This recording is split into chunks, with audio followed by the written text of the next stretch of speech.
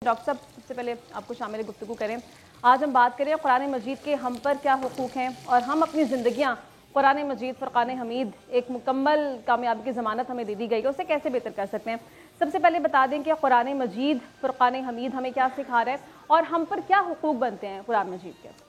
इन्नल हम्दुलिल्लाह अम्मा बाद फ़अऊज़ु बिल्लाहि मिनश शैतानिर रजीम बिस्मिल्लाहिर रहमानिर रहीम।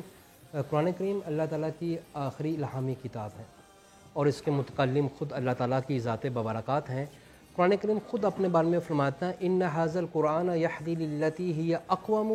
ये कुरान सबसे ज़्यादा सीधा रास्ता दिखाता है कौमों को और खुशखबरी दे दीजिए उन लोगों को आमिरुस्सालिहात जो नेक अमल करते हैं बि अन्ना लहुम अजरन कबीर, उनके लिए बहुत बड़ा अजर है। जिसको इकबाल ने कहा था कि गर तुम ख्वाई मुसलमान जीस्तन नेस्त मुमकिन जुस बा कुरान जीस्तन, कि अगर एक मुसलमान बनकर तुम ज़िंदगी गुजारना चाहते हो तो ऐसी ज़िंदगी का तसव्वुर कुरान के बगैर मुमकिन ही नहीं है। कुरान करीम के आम तौर पर एक इंसान पर 5 हकूक़ हैं। पहला हक़ ये है कि उसको उस पर ईमान लाया जाए, इस बात का यकीन रखा जाए कि अल्लाह ताला की इल्हामी किताब है। अल्लाह ताला ने इसके अलावा भी आसमानी किताबें नाज़िल की। अल्लाह तबारक व तआला ने हज़रत मूसा अलैहिस्सलाम को कोहे तूर पे बुलाया और वहाँ पे आके तुरैत दी। हज़रत ईसा अलैहिस्सलाम को कहा कि आप यहाँ पर बैठ जाएं और जब तक हमारा कलाम नाज़िल ना हो आप यहाँ से हिले ना। हज़रत दाऊद अलैहिस्सलाम को बुलाया और कहा कि आप भी अपने आप को यहाँ मुक़य्यद करें कुछ दिनों के लिए। फिर उनको अल्लाह तबारक व तआला ने इल्हामी किताब दी। लेकिन जनाब रसूल सल्लल्लाहु अलैहि वसल्लम का मामला कुछ ये रहा कि आप सल्लल्लाहु अलैहि वसल्लम जहाँ जहाँ जा रहे हैं कुरान आपके साथ साथ हैं। बदर में कुरान आपके साथ हैं, आपको खंदक के कुरान आपके साथ हैं, आप गारे हिरा जाते हैं तो कुरान जिब्राइल लेके वहाँ पर आ रहे हैं। हत्ता कि आप अम्मा आयशा सदीक़ा रज़ियल्लाहु तआला अन्हा के बिस्तर पर जाते हैं कुरान वहाँ पर आ रहा है। कुरान अपने बारे में तारीफ़ कराता है अलिफ लाम मीम ज़ालिकल किताबु ला रैब फ़ीह, ये वो किताब है जो शक व शुबे से बालातर किताब है। ये लोगों इसका मौजू खुद इंसान है, ये इंसान की तरबियत के लिए आई। तो पहला इस पर ईमान लाया जाए कि ये अल्लाह तबारक व तआला का इल्हामी और आखिरी कलाम है और ये क़यामत तक के लिए कायम रहेगा। ये अल्लाह का कलाम है, ये मखलूक नहीं है। जिस तरह अल्लाह बाकी इस तरह अल्लाह का कलाम और अल्लाह की सिफ़ात रोज़े क़यामत तक बाकी रहेगी। पहला फ़र्ज़, पहला हक़ ईमान है, दूसरा उसकी तिलावत की जाए। और रसूल सल्लल्लाहु अलैहि वसल्लम खुद इसलिए आए, नबी सल्लल्लाहु अलैहि वसल्लम फरमाया इन्ना हाज़ल क़लूबु तस्ताउ कमा यस्ताउल हदीद, के दिलों को जंग लग जाता है जिस तरह लोहे को जंग लग जाता है। सहाबा ने अर्ज़ की या रसूल सल्लल्लाहु अलैहि वसल्लम वमा जलाउहा, इससे निकलने का रास्ता क्या है? तो फरमाया कसरतु ज़िक्रुल मौत व तिलावतुल कुरान, कि कुरान की तलावत कसरत से की जाए और मौत को कसरत से याद किया जाए। तो दूसरा हक़ इसकी तलावत करना, तीसरा हक़ इसकी तफ़हीम का है, चौथा काम इस पर अमल करना है और पांचवा और आखिरी हक़ हर मुसलमान पर कि कुरान की तलीमात को पूरी दुनिया में आम करने के लिए अमली और इल्मी और अमली दोनों जदोजहद करनी चाहिए। अल्लामा साहब, आपको भी इसी पॉइंट पे शामिल गुफ्तगू कर लें। डॉक्टर साहब ने बड़ा अच्छा एक्सप्लेन किया कि तिलावत करना किस कदर अहमियत का हामिल है। हमारे यहाँ होता यह है कि हम इंतहाई गफलत में हैं, तो हम सिर्फ कुरान मजीद अरबी ज़बान में पढ़ रहे हैं, उसका तर्जुमे के साथ नहीं पढ़ रहे हैं। तो क्या वो असरात जो जिसलिए ये किताब रहनुमाई के लिए बनाई गई है वो उस तरह से हम पर पहुँच पाएंगे और उतना ही सवाब होगा जितना तर्जुमे के साथ पढ़ने में? बिस्मिल्लाहिर्रहमानिर्रहीम। अब देखिए, जो आपका सवाल है दर हकीकत इसका एक पहलू तो ये है कि कुरान मजीद की तिलावत के हवाले से जब हम कुरान मजीद से इस्तिफ़ादा करेंगे तो पहला मरहला तिलावत ही होगा। इसलिए कि जो गैर अरब लोग हैं अगर वो चाहते हैं कि कुरान मजीद से इस्तिफ़ादा करें तो सबसे पहले, चूँकि नमाज में भी जो आपने कुरान पढ़ना है वो तर्जुमा नहीं है, वो अरबी इबारत पढ़ेंगे। बिल्कुल ठीक है। तो इसलिए सबसे ये पहला मरहला होता है कि इंसान जोड़ तोड़ करके अरबी की तिलावत सीख ले। लेकिन अफसोस इस बात का है कि हम सिर्फ इस पहले मरहले तक रहते हैं कि हम खुद सिर्फ चाहते हैं कि तिलावत करें और इसे एक सवाब की किताब समझ लें। अगरचे कुरान मजीद की तिलावत का सवाब वजह से रसूल खुदा सल्लल्लाहु अलैहि वसल्लम ने खुतबा शाबानिया में फरमाया था कि अगर कोई इंसान माह रमज़ान में एक आयत मजीदा की तिलावत करता है तो बाकी अयाम में पूरे ख़त्म कुरान के बराबर सवाब मिलता है। सवाब है, लेकिन सिर्फ इसे सवाब की किताब नहीं समझना, असल ये एक अमली किताब है, दस्तूर हयात है, एक ज़ाब्ता हयात है जो अल्लाह तबारक व तआला चाहता है कि इसकी रोशनी में हम अपनी ज़िंदगियों को मुनज़्ज़म करें। अब देखिए, अगर मैं आसान अल्फाज में अपने नाज़रीन को ये बात समझाऊँ, अब हमारे पास बस एंड्रॉयड फ़ोन है, हर सुबह बंदा उठता है तो पहले देखता है कि मुझे कोई मैसेज तो नहीं आया, यानी उसे फिक्र होती है, प्रैक्टिस में शामिल तो होती है। बेशक ऐसा ही है। तो इसी तरह अल्लाह तबारक व तआला ने एक मैसेज भेजा है अपनी इंसानियत के लिए। सुबह उठें, आप खोलें और देखिए अल्लाह ने इसमें पैगाम क्या भेजा है। यानी तिलावत के बाद वही अगला जो मरहला है कि पहला तो यह है कि इसे ठहर ठहर के जब पढ़ना सीख लो तो उस असल में ये अमली किताब है। जैसे अल्लाह तबारक व तआला ने फरमाया हाज़ा किताबुन अंज़लनाहु मुबारकुन फत्तबिऊ, ये जो किताब हमने नाजिल की है ये बाबरकत है, लिहाजा तुम इसकी पैरवी करो। यानी असल में हमने इसको फॉलो करना है। और फिर जब हम फॉलो कर लेते हैं फिर अगला मरहला क्या है कि अल्लाह तबारक व तआला ने फरमाया कि इसमें गौर व फिक्र करो। अफला यतदब्बरून अल-कुरान अम अला कुलूबिन अक़फ़ालुहा, अल्लाह ने कहा कि ये कुरान में गौर व फिक्र नहीं करते, यानी कि दिलों पर ताले लगे हैं। गौर व फिक्र कब करेंगे? जब हमें पता होगा इस आयत मजीदा में अल्लाह तबारक व तआला हमसे क्या फरमा रहे हैं। और यहाँ तक है कि जब हम गौर व फिक्र करें, अगर वो आयत रहमत है तो हमें अल्लाह तबारक व तआला का शुक्र अदा करना चाहिए। और अगर वो ऐसी आयत है कि जिसके अंदर इंजार है, डराया गया है या अजाब का तज़किरा है, तो हमें अल्लाह तबारक व तआला से उससे महफूज रहने की दुआ करनी चाहिए। बिल्कुल ऐसे है नाज़रीन। और हज़रत अली का कौल भी है डॉक्टर साहब के, मेरा जब दिल करता है कि मैं अल्लाह ताला से बात करूं तो मैं नमाज़ पढ़ता हूँ। जब मेरा ये दिल करता है कि अल्लाह ताला मुझसे मुखातिब हो, वो मुझसे बात करें, तो मैं कुरान मजीद पढ़ता हूँ। तो जब वो ज़ात आपसे मुखातिब है तो उसके बाद फिर किस चीज़ की ज़रूरत रह जाती है। हम बात कर रहे थे एनजाइटी डिप्रेशन के हवाले से। आजकल ये मसाइल स्पेशली यंग जनरेशन में बहुत ज़्यादा बढ़ते जा रहे हैं।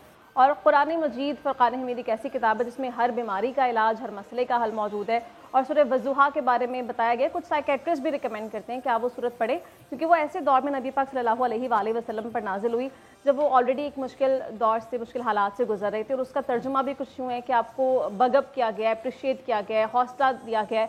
तो कुरान मजीद इन तमाम बीमारियों का हल कैसे हो सकता है? अब देखिए जो आपने सूरह वज़ुहा की तरफ इशारा फरमाया है, उसमें यह है कि फ़त्र वही एक टर्म इस्तेमाल की जाती है। जब सूरह अलक़ नाजिल हुई उसके बाद कुछ अरसे तक रसूलुल्लाह सल्लल्लाहु अलैहि वसल्लम पर वही नाजिल नहीं हुई। अच्छा। तो वो जो फ़त्र वही 2.5 साल तक तकरीबन रिवायात में मिलता है, तो उसमें रसूल खुदा सल्लल्लाहु अलैहि वसल्लम उस वही के इंतहाई मुंतज़िर थे, इसलिए कि अल्लाह तबारक व तआला का कलाम था। तो फिर उसके बाद अल्लाह तबारक व तआला ने सूरह वज़ुहा नाजिल फरमाई कि अब जैसे आपने कहा एंजाइटी के लिए वो बेहतर है। लेकिन मैं एक चीज़ यहाँ पे अर्ज़ करूँगा कुरानी आयात की रोशनी में। अब देखिए एंजाइटी क्या है, जो जहनी दबाव है, परेशानी है, डिप्रेशन है, उसमें जो बंदा ईमान बिल्लाह रखेगा, अल्लाह तबारक व तआला पे ईमान रखता है, उस पर तवक्कुल करता है, तो यकीनन जब उस पर आजमाइश आएंगी, मुसीबतें आएंगी, परेशानियाँ आएंगी, उसके मुकाबले में जो अल्लाह पर मजबूत ईमान नहीं रखता वो जल्द अज जल्द डिप्रेशन का शिकार हो जाता है। अब देखिए जो इंसान एंजाइटी में चला जाता है, क्या है, मुसीबतें आई, परेशानियां आई, कोई ऐसे हालात देखे जिसकी वजह से उसके जज्बात जो है वो गैर मुतदिल हो गए, उस वजह से वो एंजाइटी में चला गया। अब अंबिया अलैहिस्सलाम इम्तिहानात से गुजरे, अल्लाह के औलिया गुजरे, अहले बैत अलैहिस्सलाम गुजरे, लेकिन देखते बिल्कुल ऐसा ही है, उनके ना अज़्म पीछे हटे, उनकी हिम्मत मजीद मजबूत हो गई। क्यों? इसलिए कि अल्लाह तबारक व तआला पे ईमान और तवक्कुल उन्हें मजबूत था। और यहाँ पे अगर एक शख्स हर रोज़ कम अज़ कम 50 आयात कुरानिया की तिलावत करता हो, यानी हर रोज़ कम अज़ कम 50 आयात कुरान पढ़े, तो आप देखेंगे खुद ब खुद उसके अंदर जो है ईमान मजबूत होगा। अला बिज़िक्रिल्लाहि तत्मइन्नुल क़ुलूब, अल्लाह ने कहा कि याद खुदा से दिलों को इत्मीनान नसीब आता है। लेकिन यहाँ पे जब कुरान में क़ल्ब की इस्तिलाह इस्तेमाल हुई है तो वो टर्म ये जो गोश्त का एक लोथड़ा है उसके लिए नहीं इस्तेमाल हुई, वो उससे ज़्यादा वसी मफहूम है, जिसे हम दिमाग कहते हैं, ये जो मेंटली हेल्थ कह रहे हैं, तो उस पर भी ये क़ल्ब का ही लफ्ज़ इस्तेमाल हो रहा होता है। तो अगर बल्कि यहाँ पे वक्त हो तो मैं एक बात की तरफ इशारा कर दूँ कि कुरान मजीद से सिर्फ यही नहीं, हम अपनी दीगर मुसीबतों का भी हल तलाश करते हैं। 6वीं सदी हिजरी के एक आलिम थे अल्लामा तबरिसी, उनको जिंदा कब्र में बंद कर दिया गया, यानी कौमे में चले गए, उस वक्त तो इलाज भी नहीं था, उन्होंने कब्र में रह के अल्लाह से एक नजर मानी, अगर मैं यहाँ से जिंदा बाहर निकाल आऊँ तो मैं कुरान मजीद की तफसीर तहरीर करूँगा। इसी दौरान एक कफन चोर आ गया, उसने कब्र खोली तो उन्होंने उसका हाथ पकड़ के सारी रुदात सुनाई, फिर उसने कब्र खोली, उन्हें बाहर निकाला। यानी कुरान मजीद का एक जिंदा मोजज़ा है। जैसे कुरान मजीद हमारी हिदायत कर रहा है, वैसे हमारी मादी और मानवी मुश्किलात का भी। अच्छा डॉक्टर साहब, हम देखते हैं कि कुरान मजीद जहाँ हमें तमाम मसाइल का हल तो बता रहा है, वहाँ पर कुछ हालात और वाक़यात वो भी बयान किए जो कि ऑलरेडी हो चुके हैं। अंबिया कराम के भी तहाशा किस्से हमें देखने को मिलते हैं, हज़रत यूसुफ का किस्सा है, हज़रत मूसा का, हज़रत नूह अलैहिस्सलाम का और बेशुमार अंबिया कराम का। तो क्या वजह थी कि उन तमाम वाक़यात को कुरान मजीद में बयान करना एक ज़रूरी था? دیکھیں قرآن کریم جو الہامی کتاب ہے، اللہ تعالیٰ فرما رہے ہیں وقال ربکم ادعونی استجب لکم. دیکھو بندو، جب تم پر کوئی مشکل آئے گی تو استجب لکم، تم لوگوں نے مجھے پکارنا ہے، میں تمہاری دعاؤں کو سنتا ہوں. ان کے قرآن کا فلسفہ ذرا دیکھیے کہ اگر کسی شخص کو مشکل آتی ہیں تو اللہ چاہتا ہے کہ اس بندے کا تعلق اور دھیان مخلوق کی طرف نہ جائے، اللہ کی طرف آئے. حضرت یونس علیہ السلام کا واقعہ بیان کیا، مچھلی کے پیٹ میں گرفتار ہو گئے، وہاں پر لا الہ الا انت سبحانک انی کنت من الظالمین. قرآن کہتا ہے فاستجبنا لہ، پھر ہم نے انہیں غم سے باہر نکال دیا، اس قید سے باہر نکال دیا.